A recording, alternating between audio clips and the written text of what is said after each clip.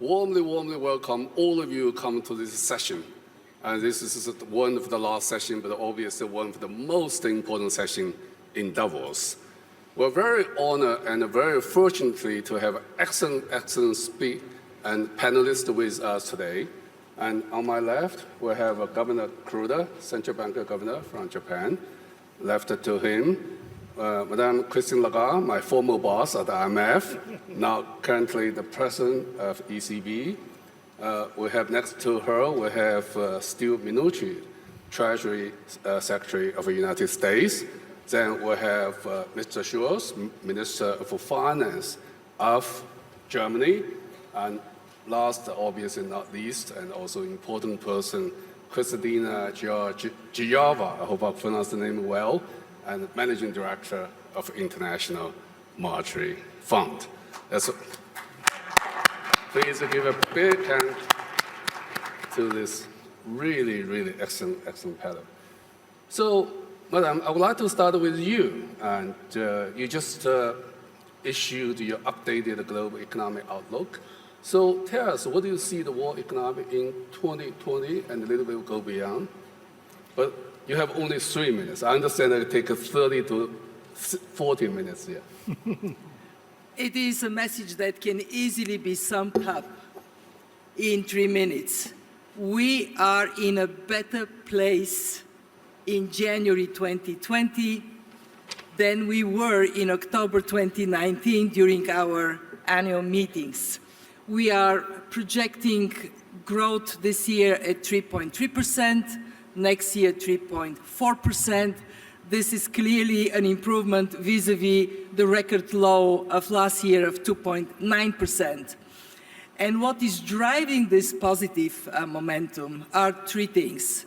One, trade tensions are receding. The signing of the US-China trade deal creates more confidence, and we know that uncertainty there was a drag on investments. 2, central banks, and we have a great representation here, has served the world well.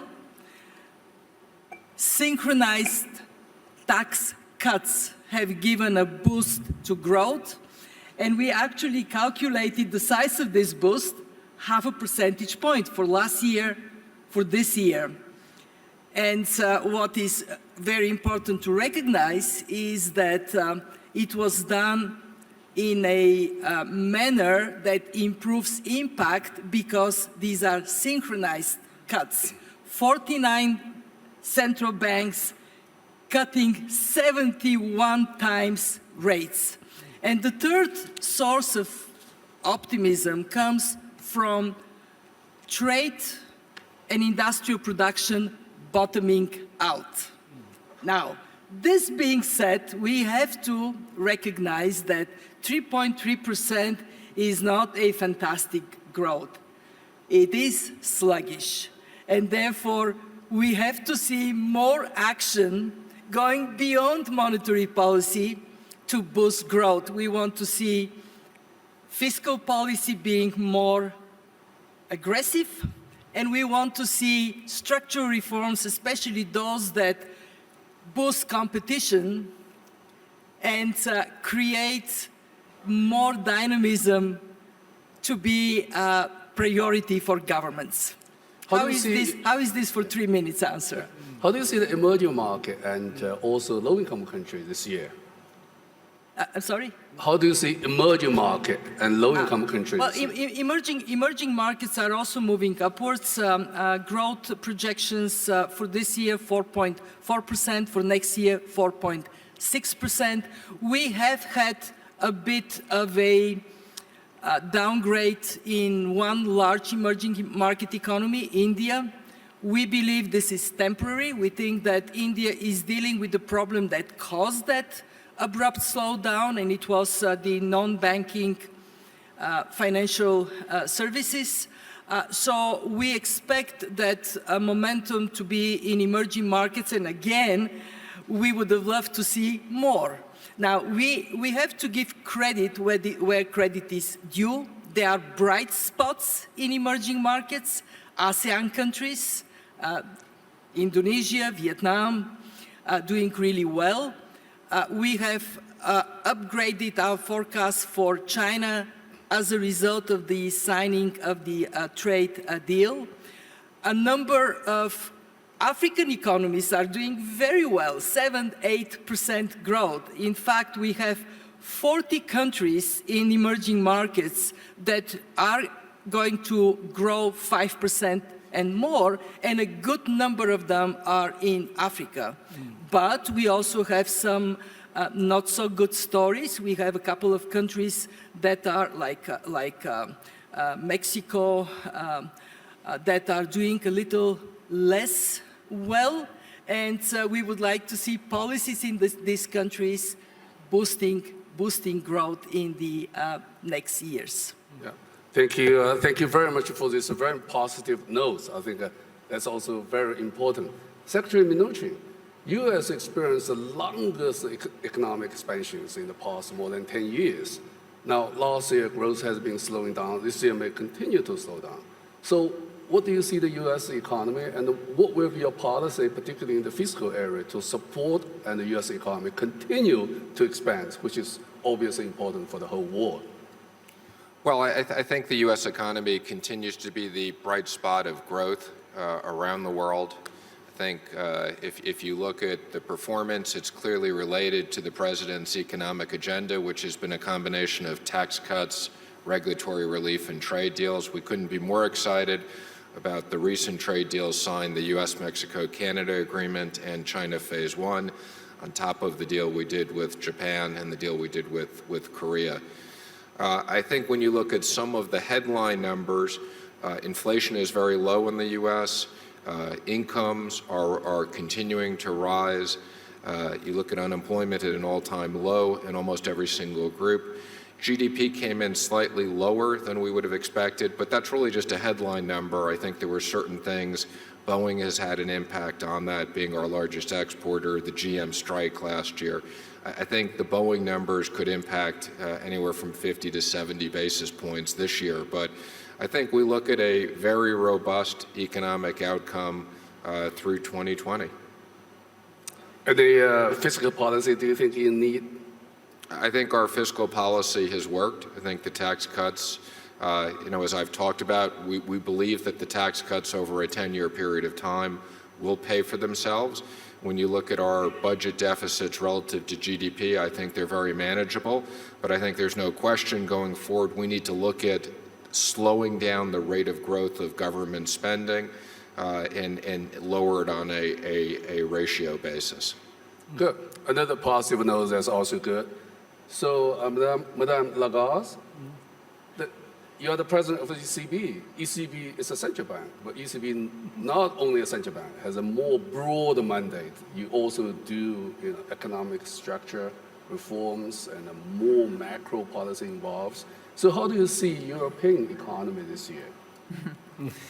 Well, first of all, good morning, and it's very nice to be with the group, and I'm delighted that Kristalina is my successor. I have to say it was tempting to go along some of the communications that she had because it was my life. So now I have to focus on a slightly narrower field, which is essentially the European Union, and more specifically the 19 members of the euro area, which has the benefit of sharing one single currency, the euro.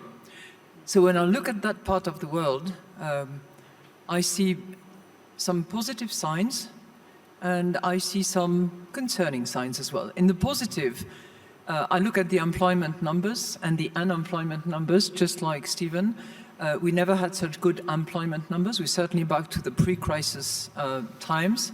When I look at the wage increase, we are roughly on average at about 2.5% wage increase, which is, for a central banker like Haruiko and myself, it's, we are happy with that because hopefully there will be a transmission channel to prices, which in turn would generate inflation, which would certainly make our life much easier in many respects and give us room to fight the next shock when there is one. What we're not seeing, so I told you I would give sort of good news, bad news, we're not seeing that transmission yet. We're not giving up on that, but to the extent that wages continue to grow, which will fuel consumption, which increase cost for companies, that will somehow be reflected in prices. Unless we're talking about a competitive landscape that is such that prices increases are just out of the equation, which would seem a little bit strange, frankly. So we're waiting for the transmission channel to be reflected into prices. That's the sort of good news, bad news. Also, reasonably good news is, the fretting of trade. We're seeing a bit more of that. Trade has historically, recently been dramatically low and did not fuel growth very much. We are delighted to see trade agreements or truces being negotiated and concluded because we believe that it will remove uncertainty the world over. I think the distribution of the benefits and costs as a result of trade diversion remains to be seen because it's not going to be a win-all arrangement. There will be some downside effects, and we certainly at the European Central Bank are measuring where the chips will fall and who will lose out of that rediversion under the various agreements. So employment positive, trade slightly positive, what we call the downside risk, which weighs on our economies, I would say probably less pronounced because of what has been resolved between the US and its partners, because uncertainty has abated a bit.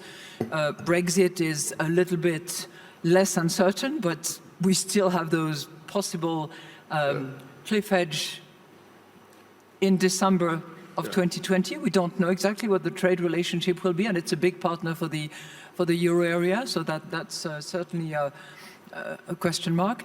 One more number that I'll give you, Min, is on the composite PMI, which is essentially how much manufacturing output, how much service output. You blend them together. The euro area is in positive territory, and what we're seeing is service, construction, holding strongly, and manufacturing still down and below 50, which is the sort of threshold at which things are balanced. But the forward numbers, in other words, when you ask companies whether they believe that there will be manufacturing activities, that's slightly on the uptick. So that's also a good phenomenon. And we are seeing inflation moving a teeny tiny little bit, but this is really minor, and it would take a lot more for, it would take much higher numbers to actually change the picture fundamentally. With that, I'll hand over to you. Yeah, thank you for this very comprehensive but also very open review on the European economy. It's very good. Now we also have you have a European colleague here, which is the Minister of Finance in Germany. Germany's economy slowed down quite a bit last year, and we hope this year will pick up. So how do you see the economy in Germany, and what will be your policy to support a strong rebound of the German economy this year, Minister? Yeah, thank you for the question. To give you a view about the German economy, we have a very stable economic development. There is an all-time high in employment. The highest figure of people ever employed in Germany we see today, it's 45 million, which is really a lot if you look at the whole figure of our people. And there is still a lack of skilled labor. We profited very much from the free movement of labor within the European Union, because otherwise we would not have been able to serve all the demands for skilled labor in Germany. And we now decided to open our labor market more for skilled labor from countries outside the European Union. This altogether is a strategy which is dealing with the fact that there is still growth, there are strong economic activities, and that there is a demand for labor. So it is not a critical situation.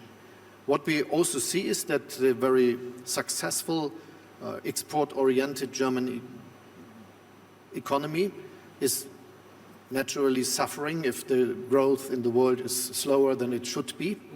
And this is what we had the last time. So we are the most happiest about the reducing of trade tensions we see at this stage in the world. So the good message that there is a first agreement between the United States and China is something which will have an effect even on development of our export-oriented industries. This is the same with the smooth and smart way how we got the Brexit. It was not a hard Brexit, so it will take part the next days in a way which is not a really dramatic situation, and this will also help to encourage the economy. What we did aside to this is a very expansionary fiscal policy, because as we have a lot of room for maneuver and space, we used it. One was to reduce taxes. We did at certain moments took decisions like this in this time, and it will be altogether 25 billion a year from the next year on. So this has really an impact on the demand from the people, especially those with lower and medium incomes, and this was exactly what we planned to have there. We also increased investment into infrastructure. This is also the highest figure we ever had in the budget for investments, and we will be strong enough to continue with this and to follow this line even in the future. At the side, we have something which will happen in Germany and in Europe, and I think in other places of the world, which we will discuss later in our debate here. But just to mention it, as Germany decided to go out of the use of coal for producing electric energy within a very short period of time, this will mean that there will be huge billions of investments, mostly from the private sector, into the grid and into new ways of producing electric energy with onshore and offshore windcraft and so on. And this question, which we will discuss more to the details later here, is also something which will have an impact on growth in Germany. This is also the case with the many billions that are now invested from the car industry to produce more electrified cars. This will not just change the way of cars we have in Europe and the world, which this will also cause a lot of investments in research and development and all these things. Last message, Germany succeeded with its aim to have more than 3% of the GDP we invest into research and development. We will increase this further to 3.5, which is one of the highest figures then we will find in the world. And this is, I think, really something which will also have effects on further development in future. Well, that's a very ambitious and positive note. R&D spending from 3% of GDP up to 5%, that will lead the whole world, absolutely. 3.5, to be honest. 3.5. Oh, okay. Yeah. So that's still is an amazing number. Yeah. So then we come to Governor Kruder.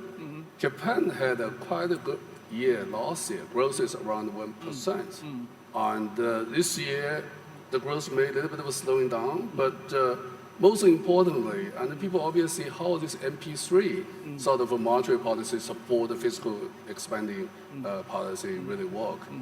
Do you see that work well in Japan? Yeah, actually, the Japanese economy has been growing 1 to 1.5% in the last several years.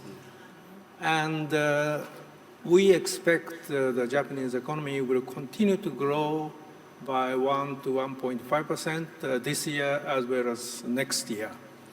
Now, domestic demand has been fairly strong, particularly business fixed investment has been quite robust, supported by substantial labor-saving plant and equipment, and also R&D investment. These investments are less susceptible to short-term business cycle movement. And so the business fixed investment is very strong, and we expect this strength of business fixed investment will continue for some time. Personal consumption has been somewhat weak, although I would like to emphasize that real employment income has been growing. Right. Mhm. So that the basis of personal consumption is fairly solid. So domestic demand, business as well as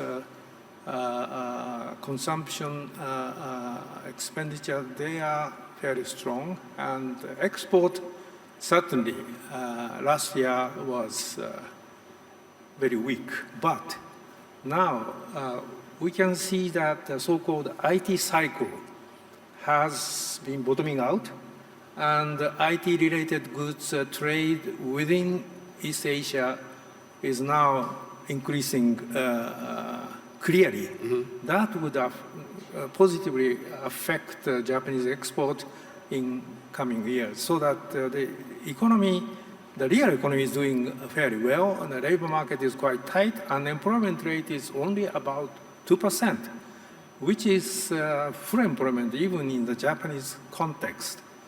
However, the inflation rate is still less than 1%. Actually, core inflation rate is 0.6%. Mm-hmm. Core inflation rate is 0.7%. We are still far away from the 2% inflation target, so that Bank of Japan will continue accommodative monetary policy for some time to achieve 2% inflation target. Continue accommodating monetary policy in Japan, which is also quite a big news. Now we have a lot of positive notes. I think this is really good and also very much needed. And when we start this new year, it's really about 10 years. But also we have to be careful about the risk side.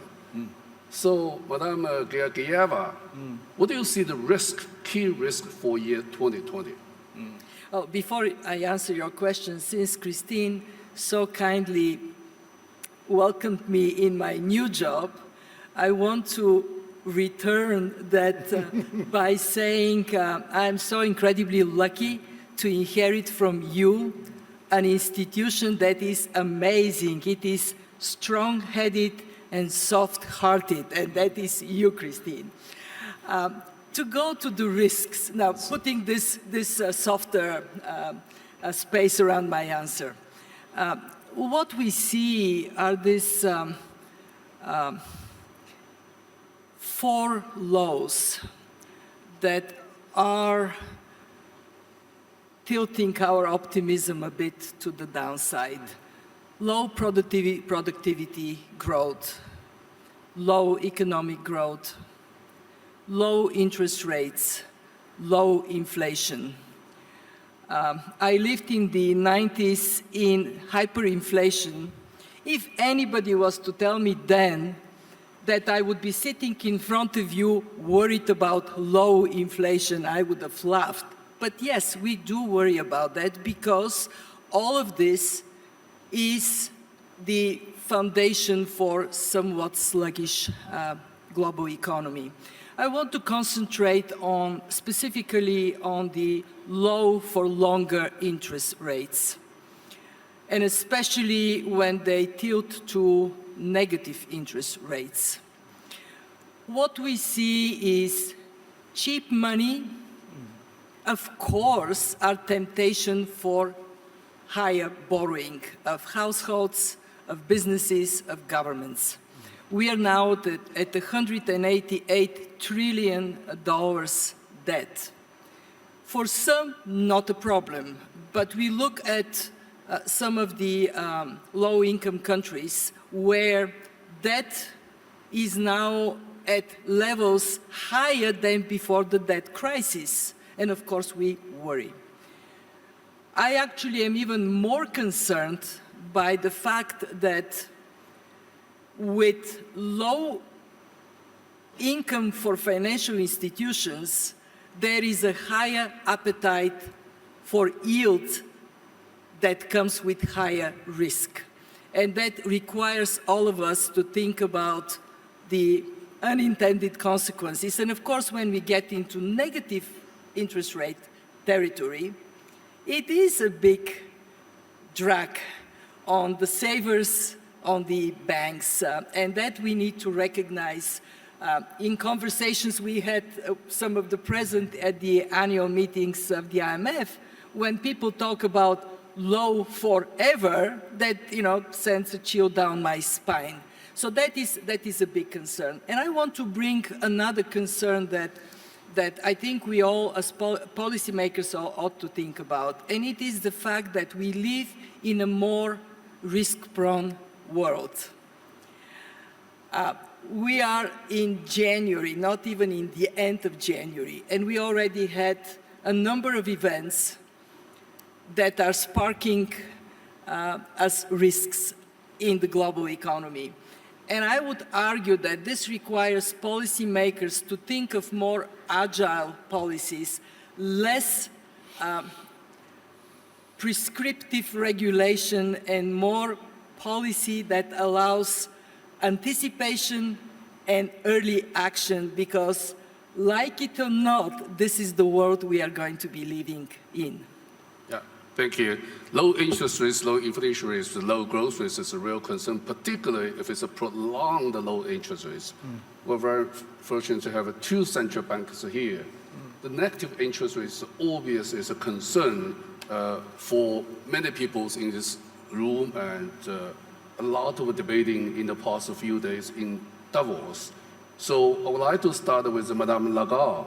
And how do you see these negative interest rates? And people now start even put cash in the safety box now because the next interest rates. And how can we get out this liquidity trouble? You know, I'm not going to go into the debate of where exactly is the natural interest rate and what's the forecast for, you know, how too low for how too long. You know, the risks are out there. There's no question about it.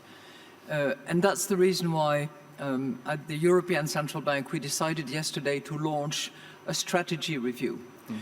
Because our strategy, which, you know, determines how we define price stability, how we align it with what objective of inflation, and how we measure it, how we organize it in our complicated debate.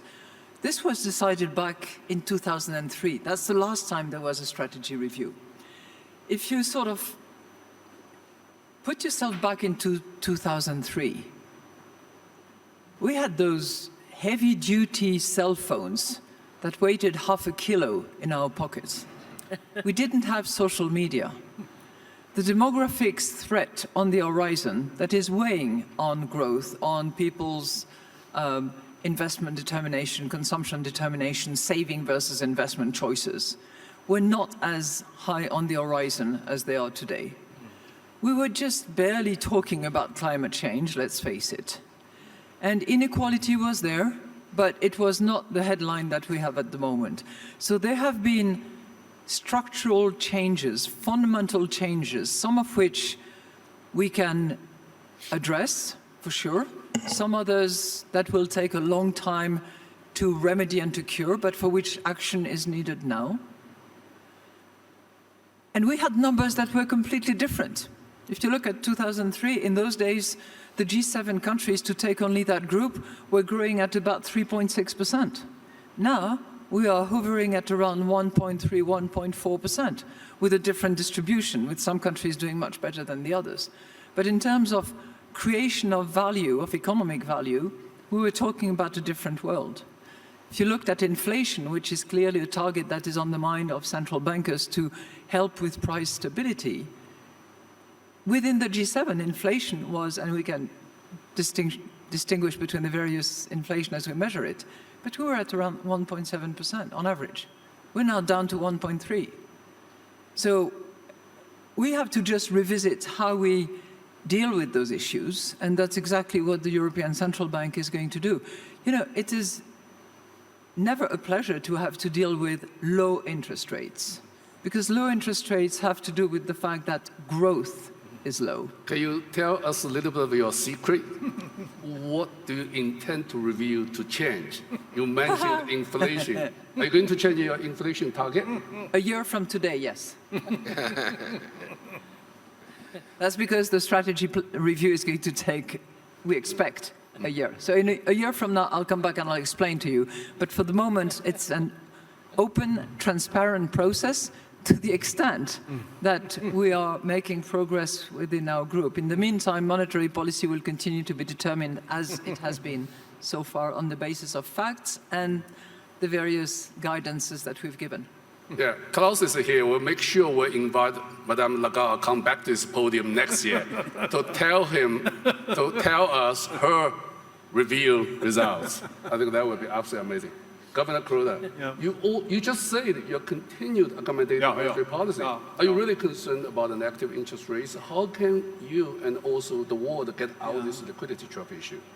Bank of Japan introduced minus or negative interest rate in 2016, and we have continued to maintain minus 0.1% policy rate imposed on a small portion of commercial banks' deposit at Bank of Japan, while paying positive 0.1% interest rate on large amount of commercial bank deposit at the Bank of Japan. So direct impact is quite small, but of course, with large-scale asset purchase, negative interest rate, coupled with negative interest rate, reduced yield curve substantially. Now that contributed to revive the economy and also eradicated deflation. We had deflation from 1998 through 2013, 15-year-long deflation. We have no more deflationary situation. However, certainly, low interest rate situation prevailing for so long time, including minus negative interest rate, means that there might be some side effect on the financial system, including the banking system. On the one hand, there could be some financial excess, financial bubble, and so on and so forth. Now, we have been carefully monitoring the financial sector and financial markets, and so far, we have not seen any kind of financial bubble or financial excess. The other possible side effect is to reduce the banking sector profitability and eventually reduce banking sector ability to intermediary function, meaning their lending activities might become quite small. Now, actually, the Japanese banking sector continue to extend their loans by 2.5% range. They increase by 2.5% almost every year, so that financial intermediary function has not been impaired so far. But certainly, we are very careful, and we continue to monitor the financial sector, including the banking sector, whether they are negatively affected by our accommodative and expansionary monetary policy. Maintaining the financial stability, obviously, is key, but also the banking sector complains about the narrow margin. We probably will come back to that issue as well. Secretary Mnuchin, and several people really mentioned the good news about the U.S. and China signed the Phase 1 trade deal. I think it's a really, really good thing, reduce the tension, support the growth for this year. Congratulations. Now, you're going to start a trade negotiation with UK, Europe, and as several panelists here mentioned. So how do you see this negotiation? Well, we've already started the conversations with the EU. We look forward to making progress with them. And I think on the UK, the President has been clear going back to the election that the UK is our #1 ally and will be at the top of the list of trade agreements. So we look forward to getting that done this year. We're encouraged. We also know they got to do a deal with the EU. But we look forward to hopefully getting both those deals done this year. Secretary Mnuchin mentioned the UK. UK is going to leave the EU. Minister Schultz, how do you see the UK exit will impact your economy and, in broad sense, the European economy? I think that will not have a big impact that the UK will have left the European Union in some days. And especially not because we avoided a hard Brexit. So this was the key question, which was also having effects on the confidence of people in the business sector, whether they should invest or not, that they were not sure about that question. So there is a task left, which is to now get the agreement about the further relationship between the European Union and the UK. But if this is also managed, I'm absolutely confident that, especially on the continent, to say it from the British view, there will be no negative effect of this development. It will be more difficult for the UK, obviously, because the business model must be reorganized. There will be a lower importance, though it will be still be a very big place of financial activities in London, but it will be different as it has been today, as it is today, and this all will have some consequences we will see in the next years.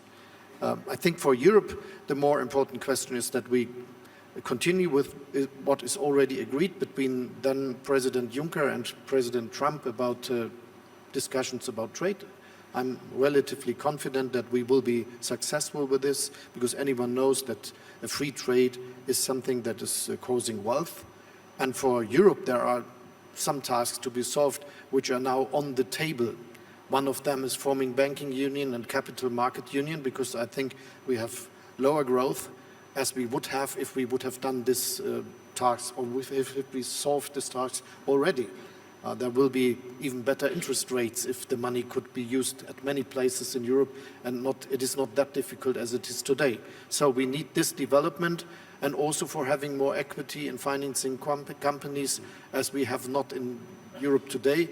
There is a complete difference between the United States and Europe.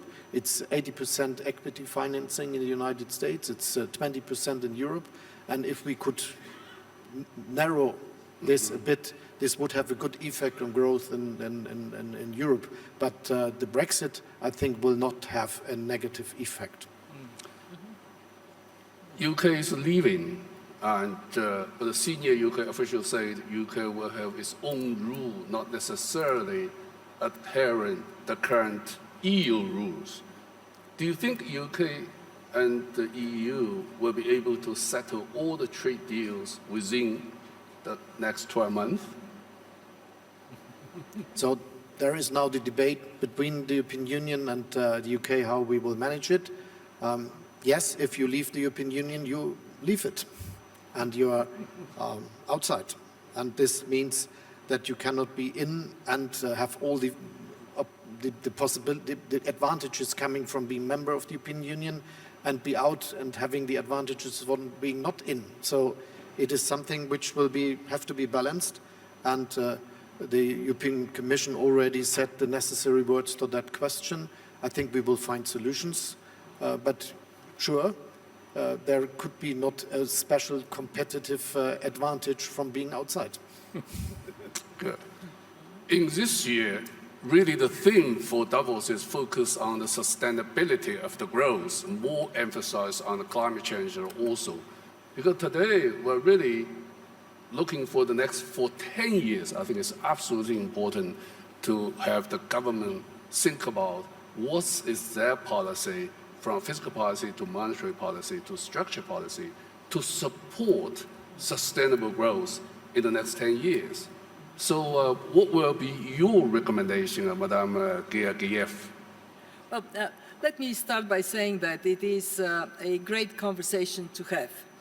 because it does provide an opportunity to think of policies that can be good for the environment and good for the economy, good for people.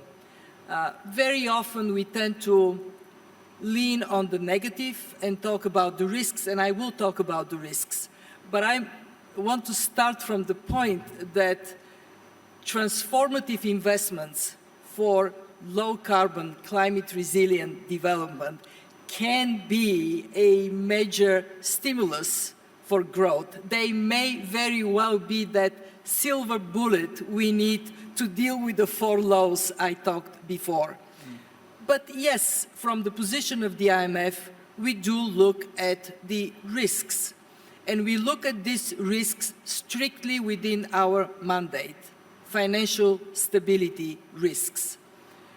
When we are in a situation when the European Union comes with a clear direction by 2030 for becoming carbon neutral, that inevitably would mean that investments in certain sectors of the economy that were profitable and are profitable may be less so, as well as that risks stemming from climate change, from hurricanes, from floods, from droughts, they would be weighted as part of the transformative policies. And I expect that we would see that kind of pickup of sustainability investments. We heard everybody here talks about Larry Fink's letter. I don't know whether Larry is in the audience, but we heard about that new impetus in the financial world.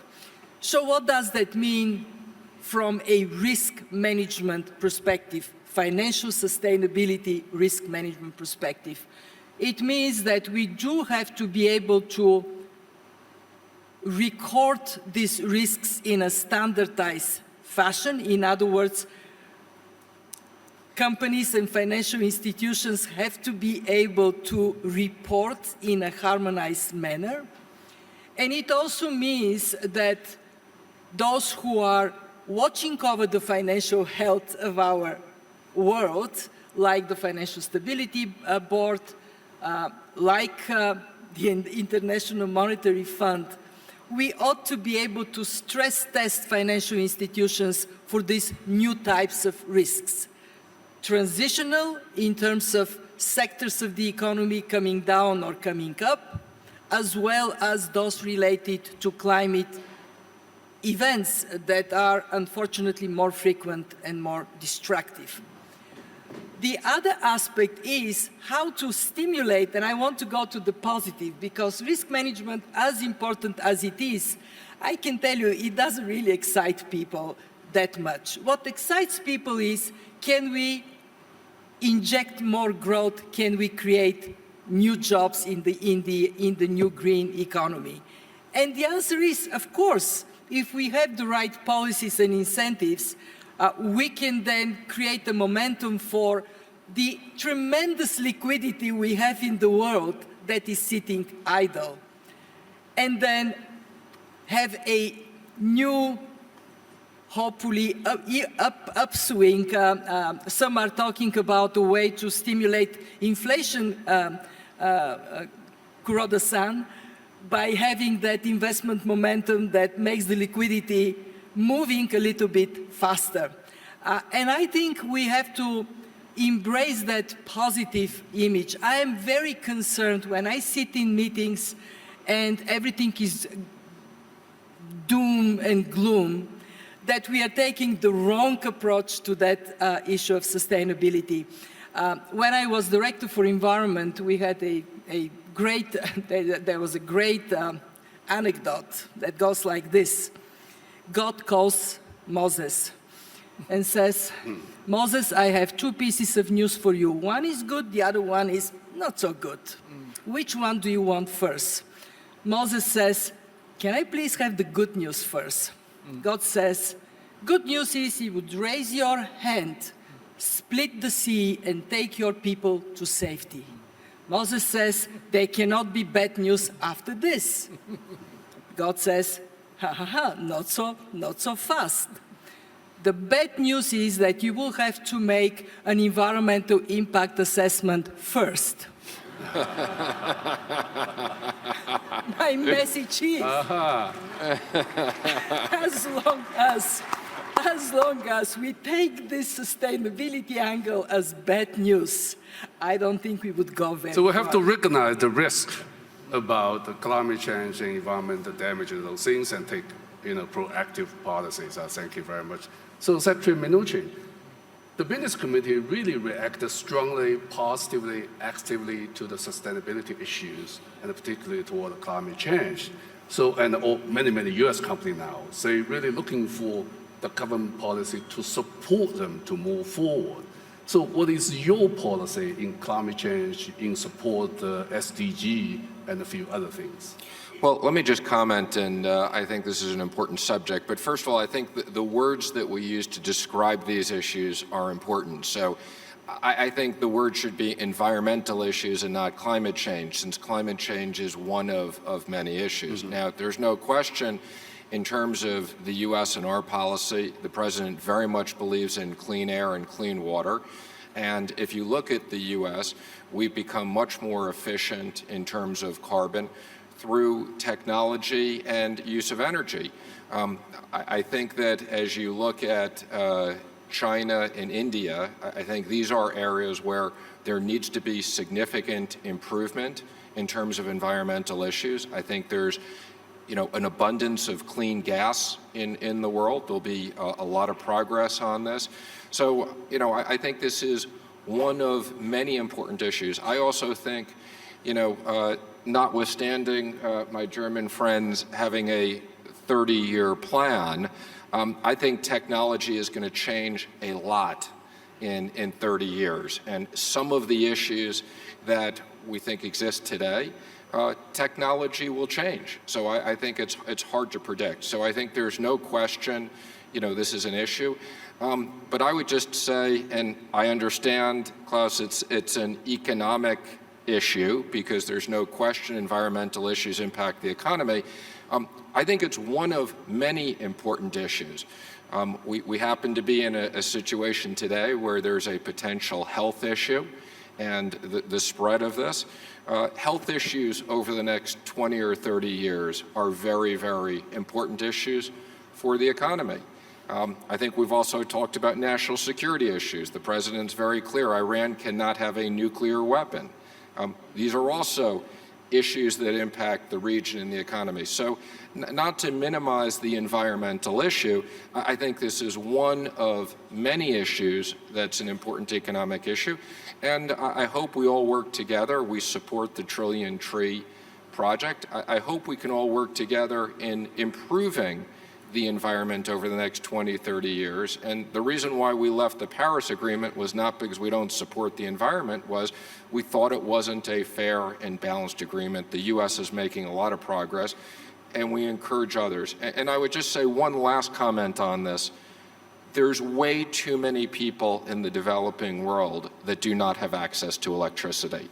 So as much as we want to talk about the environmental issues, there are still a large number of people, and we need to work very hard to create an environment for these people where they have better lives. Thank you, Secretary. We need a broad definition of the sustainability. I think this is also a very important concept. Madame Lagarde? Yeah, sorry, I come to you. I understand that climate change is really in your heart. I guess, let me use that word, it's a part of your strategic review.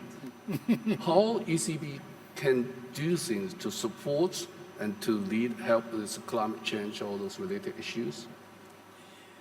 I will tell you that, but I was thinking of what Kristalina said, what excites us. And I was reminded of what marketing and advertising people used to say, that makes us move.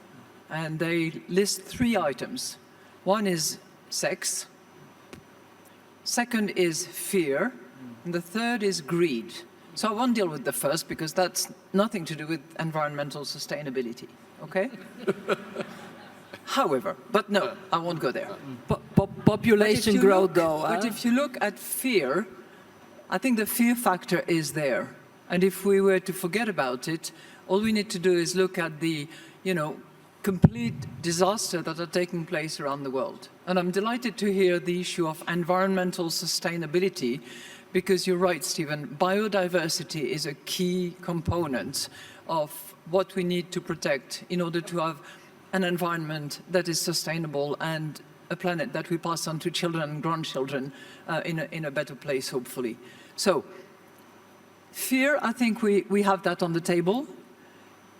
Greed, with all due respect to the corporate sector, and I was a member of the corporate sector for 20 years of my life, it's fantastic to see the likes of BlackRock, Bank of America, Microsoft, and many others around the world that are not taking that super seriously because it matters to them personally, but also because it's going to make sense for their bottom line at the end of the day, because they take a longer term view than the next quarter.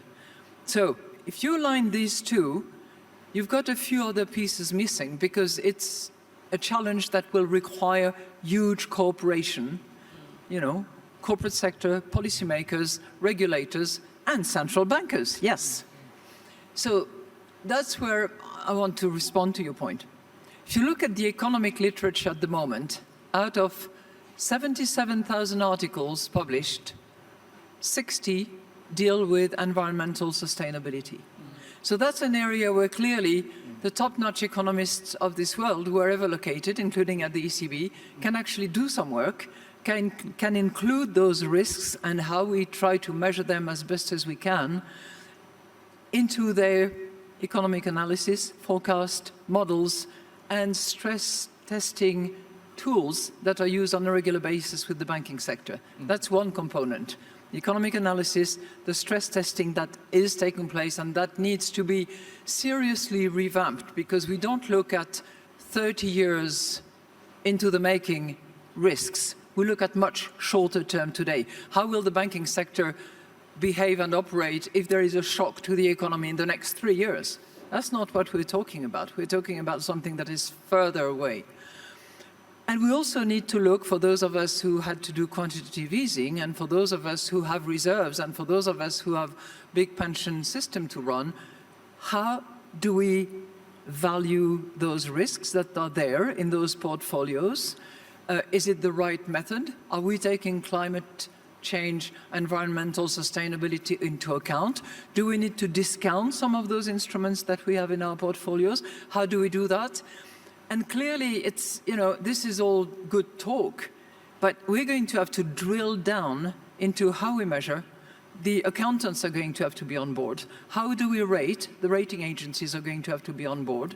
How do we assess internally? All our teams are going to have to be on board. And at the end of the day, it's going to be more than disclose and stress test, but really, how do you actually account so that risks is anticipated, measured, hopefully mitigated, and we are in a better shape, because then those externalities have been put into our anticipation and come into our decision-making processes. One final point, when it comes to inflation, whether we don't deal with it or whether we deal with it, there will be some inflation consequences. I would much better have the inflation consequences that Kristalina was referring to, because more investment is needed, because more research is needed, because productivity improves.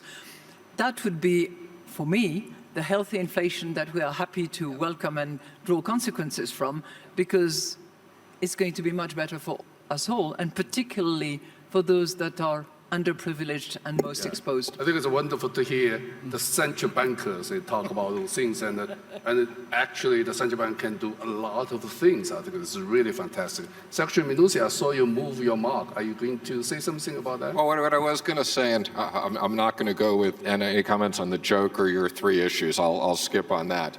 But I think disclosure is a good idea, okay? Whether it should be voluntary or it should be enforced, I personally think it should be voluntary. But Christine, I think you can have a lot of people look at this and model it. I just don't want to kid ourselves. I think there's no way we can possibly model what these risks are over the next 30 years with a level of certainty, given what I think is changes in technology and everything along the way. What we can say is there are things that we can do that can move towards cleaner energy and create better environmental issues over the next 10 years. That's something we have a lot of visibility. Again, I don't think that we can create this level of certainty over the next 30 years what the risks are. And I think everybody says, look, there is a transformation, how long the transformation takes. And again, I don't mean to minimize this issue. There's lots of other issues we could talk about.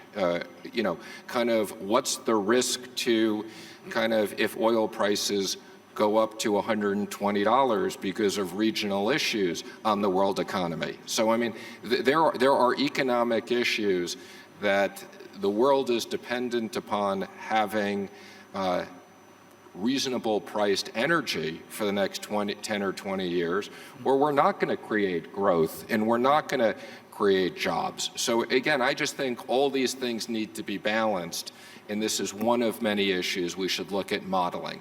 Good exchange. Stephen, can I just respond very super briefly? Okay. So we really increase the temperature of the room.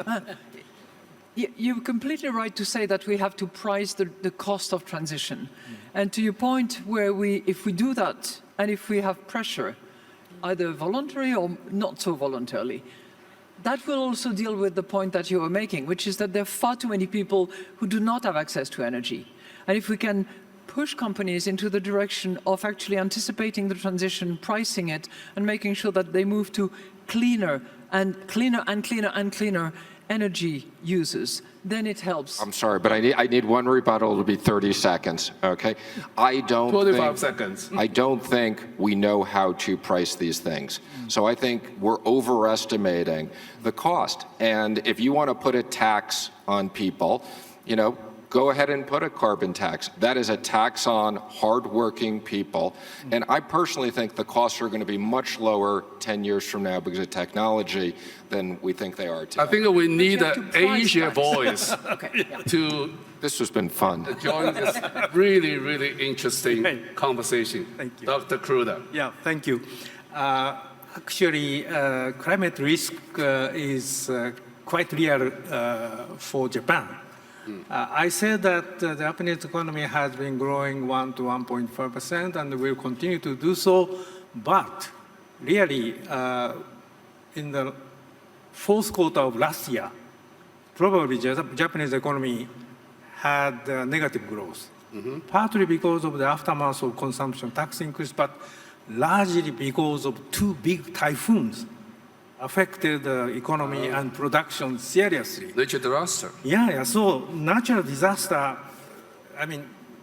is really intensifying in Japan. So last year, the government introduced a large-scale economic policy package in which a substantial part was to strengthen the infrastructure and less susceptible to natural disasters and so on and so forth.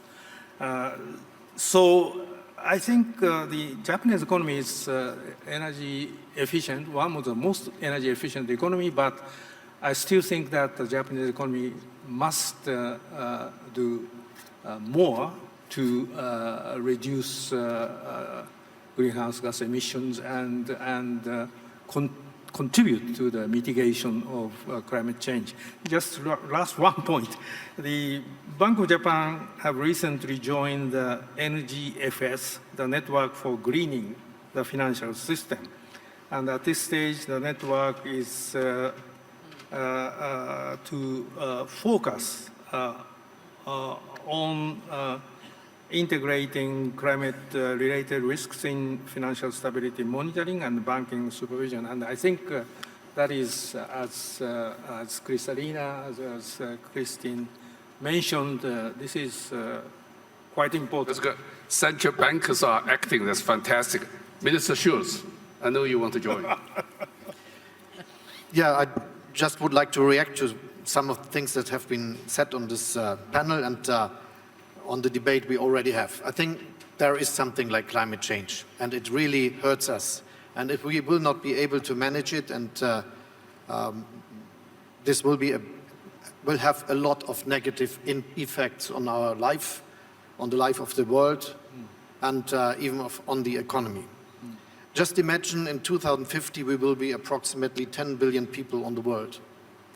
And imagine that we are successful in having better growth in the least developed and in the developing countries, which possibly cause the effect that they have all around half of the income per person we have in our countries in the West.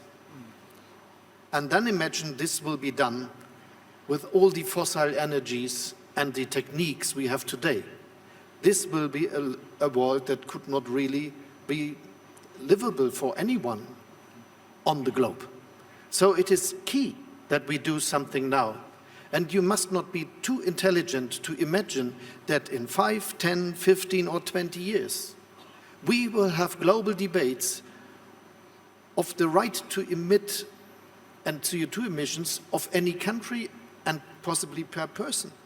And if we do not prepare for that time, we will have severe economic damages in our country. So waiting for the others is a possibly very dangerous strategy. And this is why I think it's necessary and right that Europe and that Germany try to be CO2 neutral in 2050, which is a very, very strong way we have ahead of us. Yeah. And we have to do a lot of things. Germany now decided to start 2021 with CO2 pricing. Prices that will continuously grow so that the people have chances to decide and the companies have chances to decide what they will do to avoid the pricing and having better techniques with lower emissions. And we decided that we will go out of the use of coal energy. Yeah. And this will be done in a very short time, latest 2038. It is today 40 gigawatt of energy supply which is produced this way. We invest a lot of money to help the regions which are now working with these industries so that they have good jobs in future as well and that they understand that there is solidarity. But now, after we did this, big investments will be necessary, private mostly and public investments, which will increase the grid, which will make it feasible that we have 65% of renewable energies in 2030 and even much more in the next years, that we will go into the use of hydrogen and that we will use this instead of fossil energies. There must be a big economic and technological approach within years, and this is the years which start in this decade, and it will be a big, big change. And this is the same which is happening with the car industry. So I think those who will start with doing the necessary things will not just solve their problem, but possibly will be the ones that develop the technologies which make it feasible for all of us to avoid too much emissions in the world, because there are cheap, efficient technologies already developed and on the market. Great, thank you. It's a very strong note. Time is out. But since this is the last session, I want to take the liberty to take extra 3 minutes, Klaus, with your permission, to get 1 or 2 questions from audience. Any questions? Yeah, the gentleman in the front. Do we have a mic? We don't. Oh. Can you speak loudly? Just stand.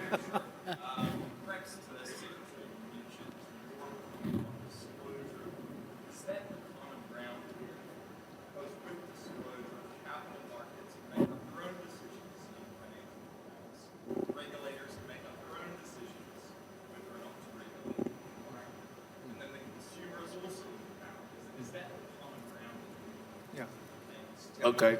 As it pertains to this issue. Yeah, Secretary Mnuchin, have you got the... I think generally, yes. So, I mean, what I said is, you know, I think it did. I think you should. The question is disclosure of the common ground here for capital markets, regulators, and consumers on the issue of the environment. I'd say disclosure broadly is a good thing in capital markets. So that allows investors to make decisions, that allows capital markets to function. Again, we go through processes of, in the U.S., all material risks do need to be disclosed. So yes, generally I think disclosure is a good thing, as I commented, and again, we have laws that deal with that. Yeah, we have such a fascinating conversation today, and the positive notes for the economic forward for this year, risk remains, but all the commitment for the sustainable growth in the next 10 years, I think this is really fantastic closing session. So please join me, big hands for our excellent panelists. Thank you very much. Please remain in the seat. The closing session will start shortly. Please remain in the seat.